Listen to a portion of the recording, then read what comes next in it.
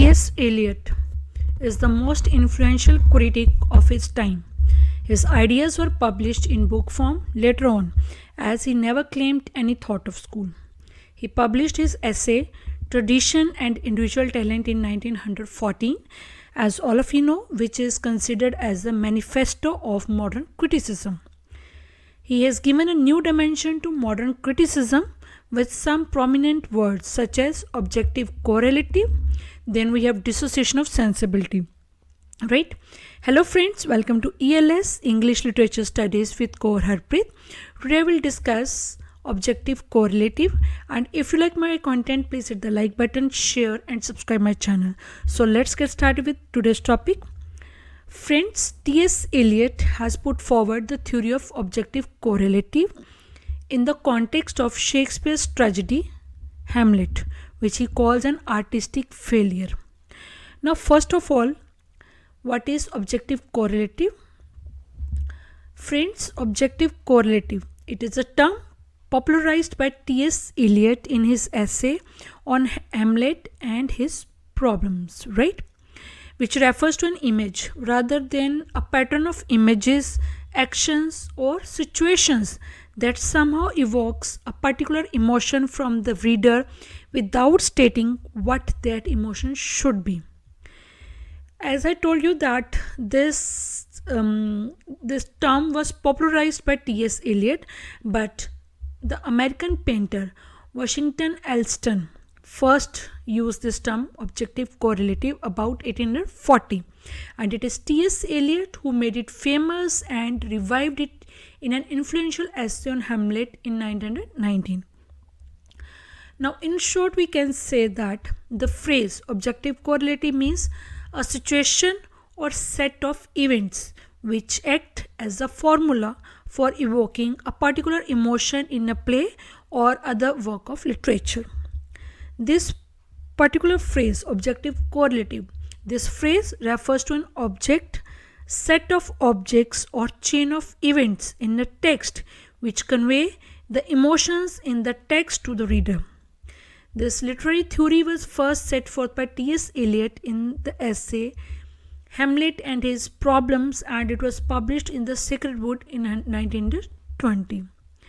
T.S. Eliot writes, "The only way of expressing emotion in the form of art is by finding an objective correlative. In other words, a set of objects, a situation, a chain of events which shall be the formula of that particular emotion, such that when the external facts which must terminate in sensory experience are given, the emotion is immediately evoked." Right? So, T.S. Eliot's theory clearly owed more than just its name to Allston's work in art criticism. Eliot seized upon this useful term and transformed its fortunes. He expanded it by applying it to literature and specifically to drama. In his essay Hamlet, he defines the objective correlative as a set of objects, as a chain of events which shall be the formula of that particular emotion, right? And the emotion is immediately evoked. According to Eliot, in this tragedy Hamlet, there is no compatibility between Prince Hamlet's emotion and the stimulant or excitant which aroused his emotion. Prince Hamlet had come to know about his father through his minister Horatio, right? When the ghost of Prince Hamlet's father appeared before Hamlet, he was stunned to know that his father did not die of snake bite, which was a rumor that was floating at that time. The ghost of his father revealed that he had fallen victim to the conspiracy hatched by his uncle, who conspired with his mother to eliminate his father to usurp the throne by pouring poison in his ear. Right? The ghost also forced Hamlet to take revenge for his killing by giving the same treatment to Claudius, the mastermind. And then the ghost also suggested Hamlet to be merciful to his mother. Now, here T.S. Eliot, he argues, right? He argues that Shakespeare's play is a failure, but the play has become so familiar as a work of art that we as readers, we are no longer able to see its flaws, we are not able to see its demerits. But for Eliot, there is one major problem when it comes to Hamlet. The act of murder, it was not committed before the naked eyes of Prince Hamlet. So friends, do you think it is right decision to award punishment to Claudius? Second thing which arises in Eliot's mind, that does this decision carry any weight, whether his decision will be given a legal sanction, and many more questions comes in our mind which raise a sense of doubt over the measures undertaken by Hamlet to take, right? Had this act of murder been executed before his naked eye, he would have been entitled to take revenge upon the act of killing. और ये एक fair revenge होता है कि उसको उसके सामने act हुआ है and he is executing the murder, right? But जो उसको घोस्ट ने बताया, do you think it is an act कि जिसको उसको आगे रिवेंज लेना चाहिए? And at this juncture there could have been a compatibility between the stimulus and the excitant, that is between the act of murder and the retaliatory action undertaken, right? Here T.S.Eliot raises serious objections. He calls Hamlet an artistic failure on the ground that there is no compatibility between the stimulus and the excitant, right?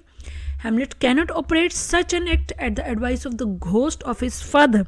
This lack of incompatibility between emotion and object led Eliot to think. It led him to think that despite all dramatic craftsmanship, Hamlet is an artistic failure, right? He felt that in order to obtain artistic perfection, it is necessary that there should be a compatibility between emotion and the object. Eliot wanted to apply this theory of objective correlation to other forms of literature also. He provides another example that is again from Shakespeare's play Macbeth. He argues that the state of mind of Lady Macbeth walking in her sleep is communicated to the audience by a skillful accumulation of imagined sensory impressions. There is an air of inevitability about Lady Macbeth's fate, thanks to the careful accumulation of images, stage effects, and emotional details which precede her death, right? This very phrase, objective correlative, this has become so popular with the people that critics like Wimsatt and Brooke, they have gone to the extent of saying that the phrase objective correlative has gained a currency probably far beyond anything that the author could have expected or intended. The phrase objective correlative has been used by Eliot to express how emotion can be best expressed in poetry, and it is a part of his impersonal theory of poetry, concentrating not on the poet but on the poetry. And the theory of impersonal art implies that greater emphasis should be laid upon the work of art itself as a structure. The doctrine of the objective correlative is a kind of a summation of what T.S. Eliot along with A. Hume and Ezra Pound derived from the theory and practice of the French symbolists. Eliot has learned from the French symbolists that emotion can only be evoked, it cannot be expressed directly.